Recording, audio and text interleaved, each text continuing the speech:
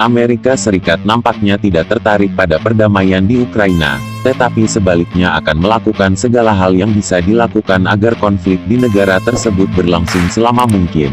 Pernyataan belak-belakan itu diungkapkan juru bicara Kementerian Luar Negeri, Kemlu, China Zhao Lijian selama konferensi per pada Jumat, tanggal 29 April tahun 2022. Sementara komunitas internasional menyerukan diakhirinya permusuhan, Amerika terus menambahkan bahan bakar ke api dan menunjukkan kesiapan untuk berperang sampai warga Ukraina terakhir, tegas Zhao, mengacu pada bantuan keuangan yang sedang berlangsung dan pengiriman senjata dari Washington ke Kiev.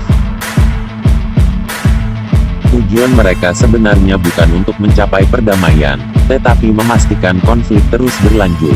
Seperti yang Amerika katakan sendiri, mereka ingin melemahkan Rusia, tutur dia.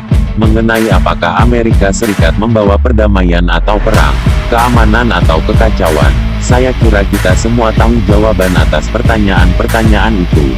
Awal pekan ini, Menteri Pertahanan Amerika Lloyd Austin mengakui, dengan membantu Kiev, Washington ingin melihat Rusia melemah hingga tidak dapat melakukan hal-hal seperti yang telah dilakukannya dalam menginvasi Ukraina. Pada Kamis, Presiden Amerika Serikat Joe Biden meminta Kongres tambahan dalam pendanaan untuk menopang Ukraina dalam konflik yang sedang berlangsung dengan Rusia. Pada hari yang sama, anggota Parlemen Amerika memberikan suara dalam skema pinjaman sewa untuk Kiev. Jika disetujui Presiden Amerika Joe Biden, akan lebih mudah bagi Washington mengirim senjata ke Ukraina, tapi negara itu pada akhirnya harus membayar pengiriman itu. Moskow telah memperingatkan langkah itu bisa membuat Ukraina jatuh ke dalam lubang utang yang akan mempengaruhi bangsanya selama beberapa generasi. Peristiwa di Ukraina telah menambah lebih banyak ketegangan pada hubungan antara Washington dan Beijing. Terlepas dari itu semua upayanya, pemerintahan Biden tidak dapat menekan China untuk mengutuk Rusia dan bergabung dengan sanksi internasional terhadapnya.